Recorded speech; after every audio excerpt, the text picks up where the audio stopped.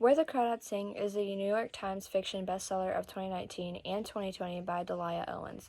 Delia Owens is an American author and zoologist and grew up in Georgia in the 1950s, and she was very much into literature up until she attended the University of Georgia, where she studied biology, and she met her husband, Mark Owens.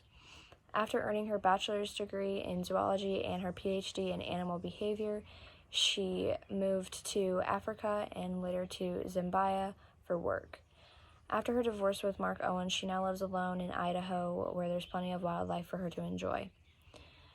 Where the Crawdads Sing is written in the third person from the perspective of the main character, Kaya, and it follows two timelines. The first timeline is the life and adventures of Kaya as she grows up isolated in the marsh of North Carolina from 1952 to 1969. The second timeline follows the murder investigation of Chase Andrews, the celebrity of the coastal town Barkley Cove in North Carolina. The story starts off as the narrator Kaya, which is her nickname for Catherine Daniel Clark, watches her mother abandon her family, and while Kaya waits for her to return, her siblings leave her as well, Missy, Murph, Mandy, and Jody, due to their pa's drinking and physical abuse. After being left with her pa, he temporarily stops drinking and teaches her to fish and gives her his knapsack to hold her collections of shells and feathers. Unable to read or write, Kaya relies on painting with her ma's old watercolors. She paints the items that she finds near the birds or the shores. One day she finds a letter in the mailbox sent from her mother, and she leaves it for Pa to find. Pa reads it and gets mad and burns the letter along with Ma's wardrobe and her canvases. After that, Pa returned to drinking, and he made many daily trips gambling, and eventually he didn't return at all. Kaya just assumed that he was dead, and she was left alone in the marsh, and she had no money and family, and she had to learn self-reliance, including gardening and trading fresh mussels and smoked fish for money and gas from Jumpin. Jumpin is the old African-American man who owns the gasoline station for boats. Jumpin and his wife Mabel have become lifelong friends of Kaya, and Mabel even collects clothes that are donated that would fit her. As she grows up, she faces prejudice from the townspeople of Barkley Cove, who named her the Marsh Girl. She was a lot of the times laughed at by the school children, and she gets called nasty and filthy by the passers-by on the only day that she actually decided to attend school. She then becomes friends with Tate Walker, who is an old friend of Jody, who sometimes fishes the marsh. One day, Kaya got lost, and Tate takes her home in his boat.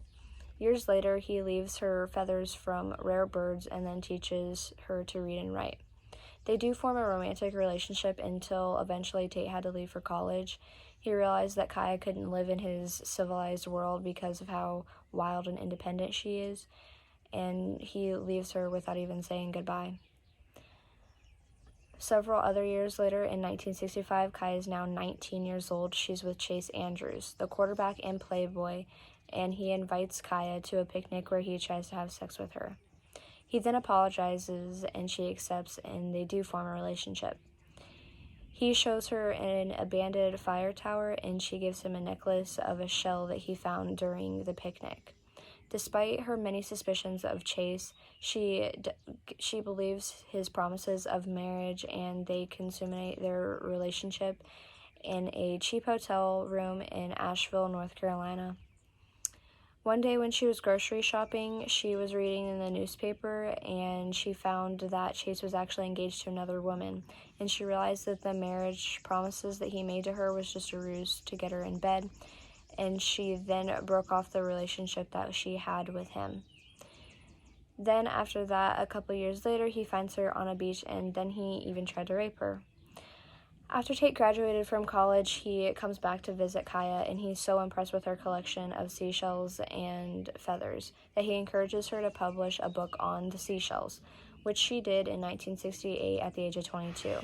Then a book was followed about the seabirds that she found of all the feathers. Then she hired a fix-it man to put up all the things that she really needs, like running water, a water heater, a sink, a tub, a toilet, a bath, stuff like that. Jody then returns from the army, and he couldn't stress to her enough how much that he regretted leaving her with Pa. And he also came to inform her about Mother's death when she was suffering from mental illness, and then 2 years later from leukemia. Kaya then had the opportunity to meet her publisher in Greenville, North Carolina, and she then found out that Chase Andrews was dead near the fire tower on the night of October 30th, 1969. Ed Jackson, which was the sheriff that was appointed to the case, believes that it was a murder because there was no signs of evidence left behind from the scene to the victim. He also learned that the necklace that Chase Andrews wore the day before was missing the night of his death. He also learned that Kaya left the day before his death and returned the day after, and she was caught speeding the night of his death. He also found fibers of Kaya's red hat on Chase's jacket the night that he died. After Ed found all of this evidence, he was convinced that Kaya was the one that murdered Chase Andrews, and he gave her 2 months without bail. Then, in 1970, with her trial, her lawyer, Tom Mitton, proves that there was no solid evidence to convict Kaya, and the judge ruled her not guilty. Then she returned home to live a happy life with Tate, and she did this until she turned 64, and she died peacefully on her boat. After her death, Tate finds a hidden box of poems that Kaya wrote as Amanda Hamilton, which is the quoted poet throughout the book. And underneath the poems, he finds the necklace that Chase wore up until he died.